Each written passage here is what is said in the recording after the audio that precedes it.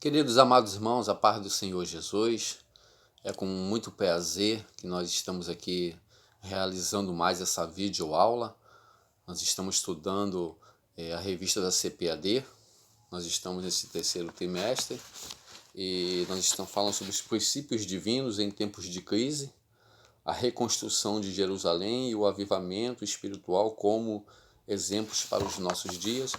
Nós estamos na lição de número 8, 23 de agosto de 2020. O título é As causas da desunião devem ser eliminadas. Nessa lição de hoje, nós vamos falar sobre união, né? Coisa que não estava acontecendo no meio do povo judeu, quando Neemias estava ali como líder, reconstruindo os muros, o templo de Jerusalém, Judá e Jerusalém.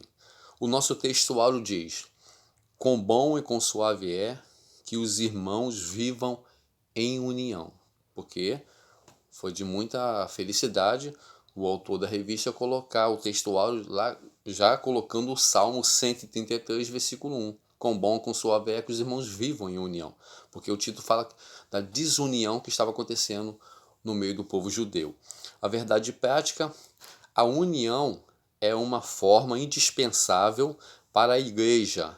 É um testemunho diante do mundo e um estímulo para o crescimento da obra de Deus. A nossa leitura bíblica em classe está registrada em Neemias, capítulo 5, versículo 1, e do versículo 6 ao versículo 12. Objetivos específicos: explicar que a união caracterizada no período pós-exílio serve de referência para a igreja. Expor a injustiça social que ameaçava a união dos judeus nos tempos de Neemias. Mostrar as medidas adotadas por Neemias para manter o povo unido em um só propósito. Eu quero só ler aqui com os irmãos a nossa introdução, que diz assim: veremos nesta lição um conflito que surgiu entre os diferentes classes sociais e como o problema foi solucionado. O segundo tópico diz assim: esta união entre os judeus simboliza a união que deve haver na igreja de Deus. Também na igreja há muitas coisas unificantes. Todos experimentam o novo nascimento. Todos que nasceram de novo amam aos que são nascidos por ele, Jesus.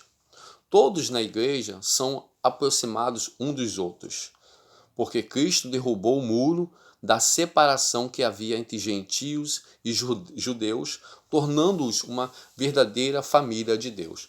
Então, na lição anteriores, nós estudamos que havia uma barreira, um muro entre os gentios e judeus. Os judeus se achavam superior aos gentios, porque estavam debaixo da promessa, porque eram os filhos de Abraão. E Jesus Cristo, mediante o seu sacrifício, eliminou esta barreira. Hoje, espiritualmente falando, não existe mais gentios, não existe mais judeus, existe a igreja do Senhor. Todos aqueles que se arrependem e confessam os seus pecados, em Cristo Jesus, passa a ser participante da igreja de Cristo. Da igreja de Cristo. Então, Cristo acabou com essas barreiras. Gentios, que existe 3 tipos de classe: gentios, judeus e a igreja de Cristo. E todos aqueles que passaram pelo nascimento através do Espírito Santo, que regeneração significa nascer de novo. Todos aqueles que passaram pela regeneração, que o Espírito Santo opera na vida do homem, passou a ser participante, membro da igreja de Cristo. Então Cristo, através do seu sacrifício, acabou com essa barreira. Essa união não se baseia em nacionalidade, nível social ou cultural, mas todos são um em Cristo. No meio da igreja opera o Espírito Santo, o qual faz com que todos se tornem um coração e uma alma. Quando a igreja vive cheia do Espírito Santo, a união funciona em sua plenitude e então ela se torna uma antessala do céu. Consideramos algumas bênçãos decorrentes desta união. Os crentes sentem apoio espiritual para a sua vida. Muitos crentes vivem cercados de pessoas que são contra elas, sua fé. São alvos de críticas e de isolamento, seja no trabalho, na escola ou na família. Querido, observamos bem uma coisa. Aonde não existe união, não existe solidariedade, não existe compaixão, não existe amor, não existe preocupação para com o seu próximo, porque não existe união. Onde existe a desunião, o amor está longe. E o textual já logo diz: com bom e com suave é que os irmãos vivam em união. Querido, nós somos servos de Deus. Por mais que nós somos servos de Deus, temos o Espírito Santo, nascemos de novo, mas nós temos pecados. Quando a Bíblia nos chama de santo, não é porque nós deixamos de pecar. Somos santos porque nós somos separados. Somos santos porque nós somos justificados pela fé em Cristo Jesus. Mas temos pecado. João diz que todo aquele que diz que não tem pecado é mentiroso, engana a si mesmo e a verdade não está nele. Todos nós temos pecado. Observe que a igreja ela é constituída de pessoas. E aonde tiver pessoas, tem problemas. Aonde tiver pessoas, vai ter imperfeições, porque nós, seres humanos, somos imperfeitos. Enquanto estivermos neste corpo, nessa carcaça aqui humano, tendo essa natureza pecaminosa, nós vamos pecar. Né? Existe a obra da carne e a obra do Espírito Santo. Nós devemos sempre deixar que o Espírito e o fruto do Espírito, nós devemos sempre deixar que o Espírito Santo venha produzir o seu fruto em nossas vidas e não deixar que a obra da carne venha produzir a sua vontade em nossas vidas. Então, o que tem que predominar dentro da igreja do Senhor, no meio dos santos, no meio da congregação dos santos, é a união. Aonde existe união, há crescimento espiritual. Aonde existe união, o Espírito Santo encontra mais liberdade para operar. Aonde existe união, existe amor, existe solidariedade, existe compaixão, existe preocupação para com o próximo.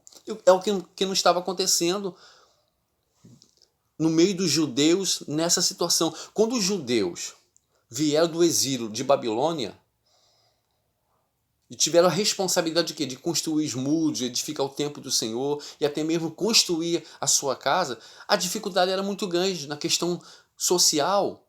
A dificuldade financeira era muito difícil. Eles estavam encontrando dificuldade para se erguer. E o que estava acontecendo? Muitos judeus ricos estavam se aproveitando dos judeus pobres, que não tinham condição financeira. Uma verdadeira injustiça social. Mais além, nós vamos falar sobre esse assunto. Mas eu quero relatar aqui o seguinte, querido, como eu estava dizendo para os irmãos, dentro da igreja, todos nós temos pecado. A diferença é que hoje nós não temos mais prazer em pecar.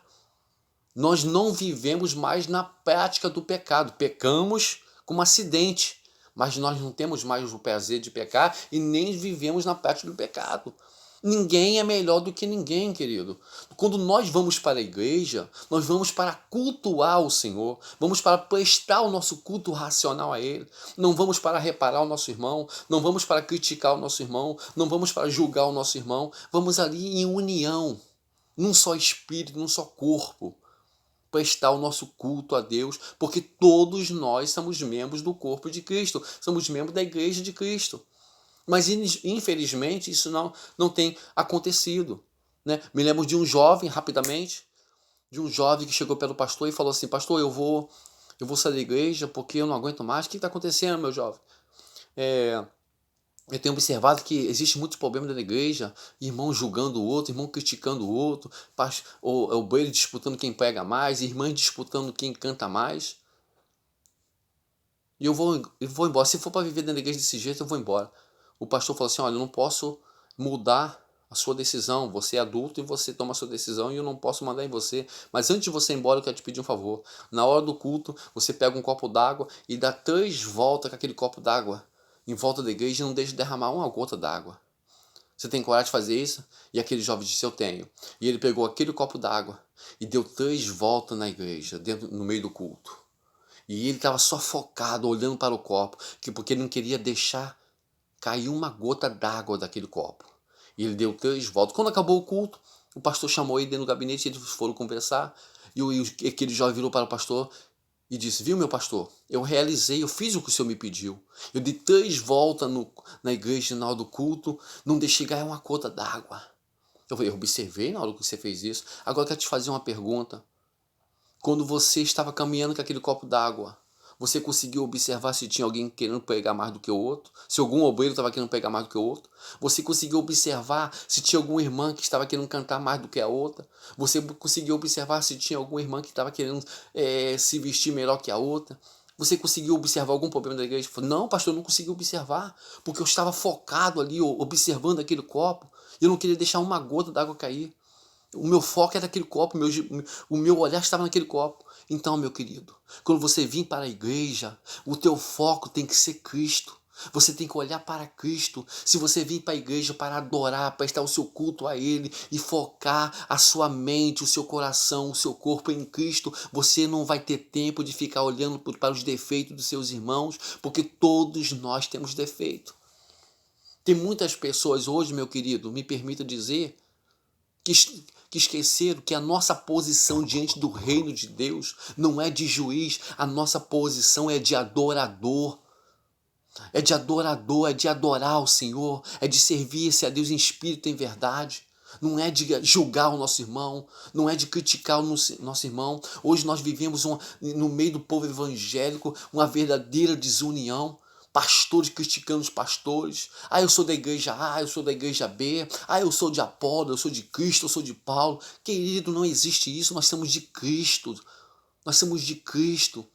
Nós somos a igreja do Senhor. Nós somos a noiva do Senhor.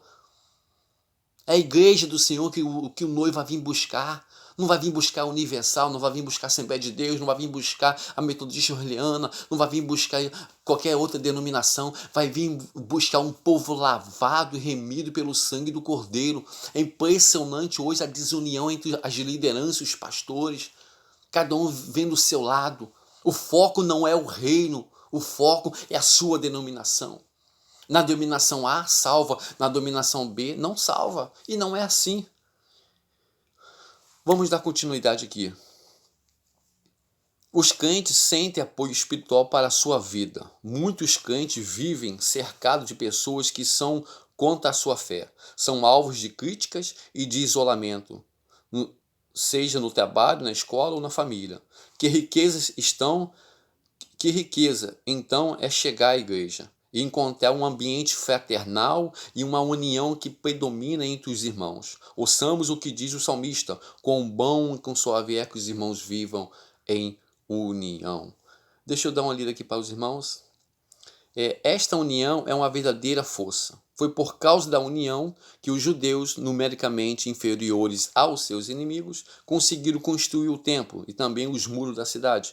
E esta união é também o segredo da vitória da igreja, o santo óleo que desce da cabeça do sumo sacerdote Jesus Cristo, e os crentes vivem em união.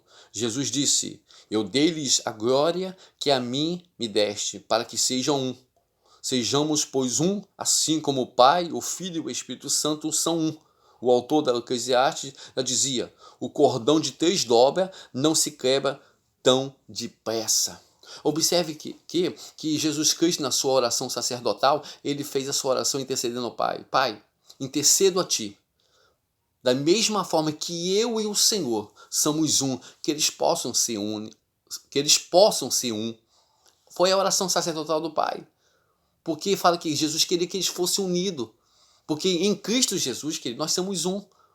Num só pensamento, num só espírito, porque, como eu disse, a igreja do Senhor é constituída de vários membros. Você pode observar que um corpo tem vários membros, tem dedos, mãos, pés, cabeça, pescoço e outros mais, mas todos esses membros formam o quê? Um corpo.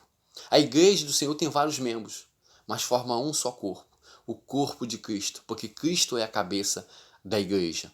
Então, a oração de Jesus ao Pai é que nós fôssemos um assim como Ele é.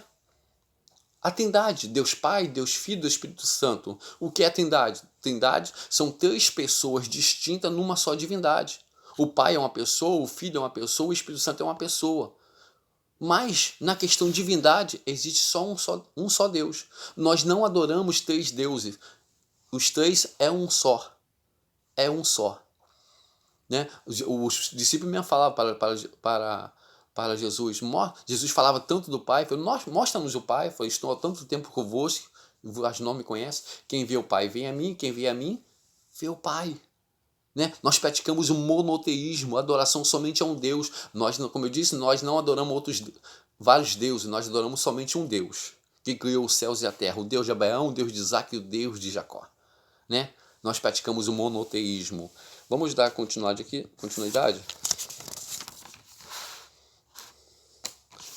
No segundo tópico, diz assim, o segundo tópico, a união entre os judeus estava ameaçada. Nós vamos ler agora esse tópico que vai falar por que estava acontecendo a desunião entre os judeus depois que eles chegaram do exílio de Babilônica. Nós sabemos que nós estamos estudando que o rei da Pérsia, o rei Ciro, liberou o povo judeu que estava cativo lá na Babilônia para voltar para a sua terra natal, Judá e Jerusalém, para edificar os muros, edificar o templo do Senhor, edificar suas casas, construir novamente aquela nação. Mas, quando Neemias estava ali edificando os muros, né, o templo do Senhor, começou uma desunião no meio do povo judeu. Nós vamos comentar isso agora. A união entre os judeus estava ameaçada. Primeiro subtópico do segundo tópico. Qual era a ameaça? Tratava-se de uma grande injustiça social, condição financeira, injustiça social. Por causa disso que estava acontecendo a desunião. Financeiramente, a vida dos que voltaram da Babilônia era bem difícil. Muitos eram obrigados a tomar dinheiro emprestado, não só para seu sustento, como também para pagar o imposto do governo.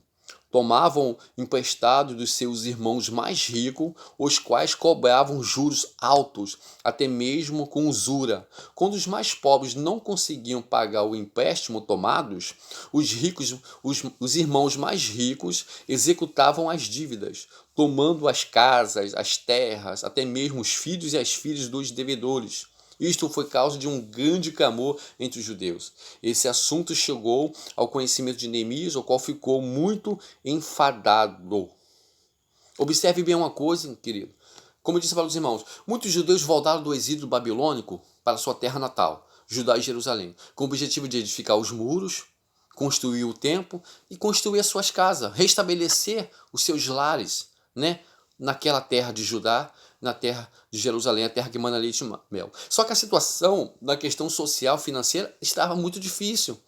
Estava muito difícil eles conseguirem dinheiro, se estabelecer socialmente, financeiramente. E existiam alguns judeus mais ricos que tinham dinheiro. Então esses judeus mais pobres, o que eles faziam? Eles não tendo como ganhar dinheiro, eles chegaram até esses judeus mais ricos e pegavam empréstimos. E esses judeus mais ricos, aproveitando a situação precária desses judeus mais pobres, emprestavam dinheiro a juros altíssimos, com usúria, e eles não tinham perdão. E quando eles faziam o empréstimo para esses judeus, eles colocavam como hipoteca as suas casas, seus filhos, suas propriedades, suas terras, suas casas, suas propriedades, seus filhos, como garantia. E quando chegavam no prazo, eles não tinham como pagar aqueles juros altíssimos, porque eles estavam aproveitando, esses judeus mais ricos estavam aproveitando da situação precária desses judeus mais pobres. E eles tomavam a casa, tomavam suas terras, até pegavam seus filhos. Essa desunião que estava acontecendo, falta de amor para com o seu próximo, falta de compaixão, de solidariedade. Aqueles judeus mais ricos estavam aproveitando dessa situação miserável que esses judeus mais pobres estavam passando. Isso aqui é falta de compaixão. O que é compaixão, querido? Compaixão é você se colocar no lugar do seu irmão. E isso que esses judeus não estavam fazendo. Estavam aproveitando dessa situação. Diferentemente, aonde nesse lugar onde esses judeus mais ricos estavam se aproveitando desses judeus mais pobres, uma verdadeira desunião, uma verdadeira falta de amor para com o seu próximo, diferentemente da igreja primitiva. Na igreja primitiva era completamente ao contrário, havia união. Eu quero ler aqui para os irmãos, que eu separei aqui, Atos dos Apóstolos, capítulo 2, versículo 42 em diante. Preste atenção. E perseveravam na doutrina dos apóstolos, na comunhão, no partir do pão e nas orações. E cada alma havia temor. Muitas maravilhas e sinais se faziam pelos apóstolos. Todos os que criam estavam juntos e tinham tudo em comum. Vendiam suas propriedades e fazendas e repartiam com todos, segundo cada um tinha necessidade. E perseverando unânimes todos os dias no templo e partindo pão em casa, comiam juntos com alegria, singeleza de coração, louvando a Deus e caindo na graça de todo o povo. E todos os dias acrescentava o Senhor à igreja aqueles que se haviam de salvar. Então observe só o versículo 45.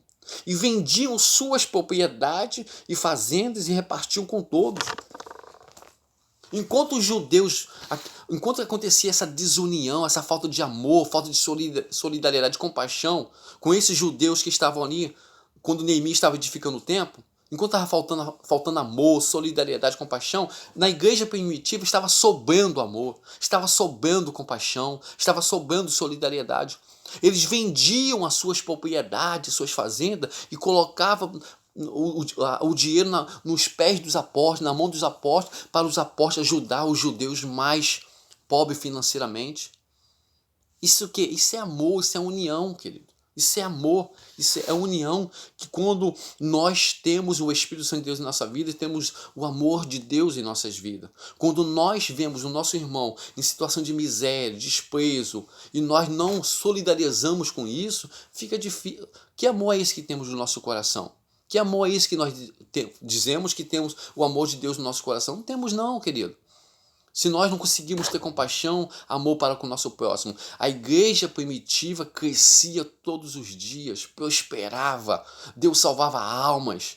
Né? Todos os dias aquela igreja crescia, sabe por quê? Porque tinha amor, tinha união, tinha solidariedade, tinha amor para com o seu próximo. Aonde tem união, aonde tem compaixão, aonde tem amor para com o seu próximo, o Espírito Santo, como eu disse, o Espírito Santo de Deus encontra liberdade para operar e fazer maravilha. É isso que está precisando na nossa vida, na minha vida e na sua vida. Sermos mais unidos, pararmos de julgar o nosso próximo, pararmos de criticar o nosso próximo, olhar para a trave que está no nosso olho, para o argueiro que está no nosso olho, em vez de ficar olhando para o argueiro que está no olho do nosso irmão. Como eu disse que todos nós temos pecado, e o Espírito Santo de Deus que opera em nossas vidas, é Ele que nos purifica e nos santifica.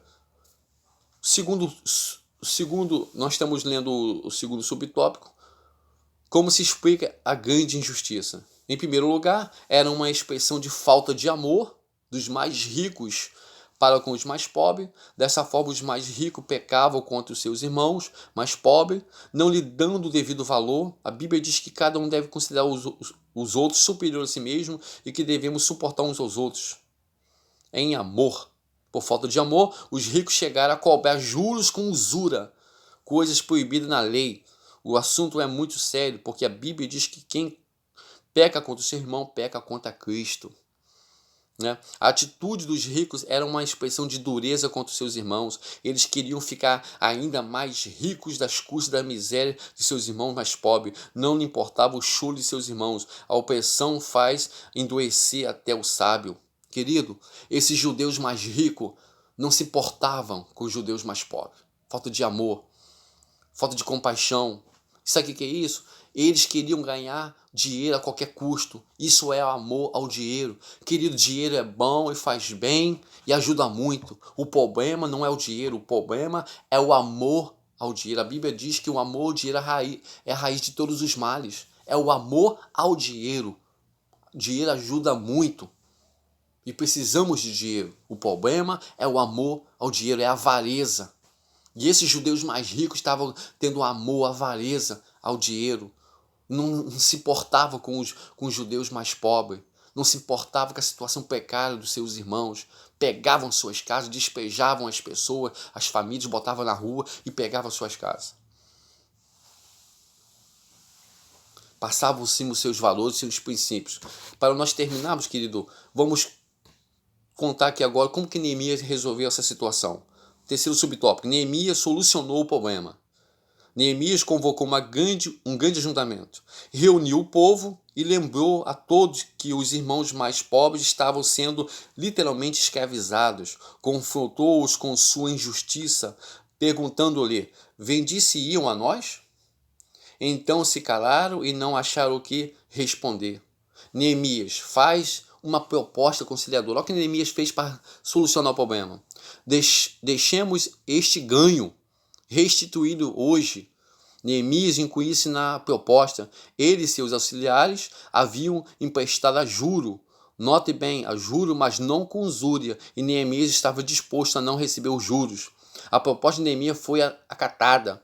Restituí-lo-emos e nada procuraremos deles. Faremos assim como dizem. Neemias fez com que jurasse diante dos sacerdotes que assim fariam. Um ato simbólico de Neemias confirmou aquele juramento solene. Então o que Neemias fez? Chamou todos aqueles judeus ricos que tinham emprestado dinheiro a juro altíssimos para os judeus pobres e falou para ele, olha, eu também tenho emprestado dinheiro a juro e os meus auxiliares também.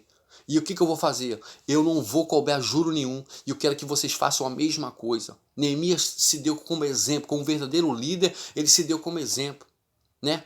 Mateus capítulo 7 diz, tudo que quereis que os homens vos façam, fazer vós primeiro. Neemias se deu como exemplo e mostrou o exemplo. Falou assim, ó, eu também tenho emprestado dinheiro a juro. Os meus auxiliares também. Eles não vão cobrar juro nenhum. Vocês também vão fazer a mesma coisa? E eles aceitaram aquela proposta e fizeram ali uma cerimônia simbólica diante dos sacerdotes. E aqueles judeus mais ricos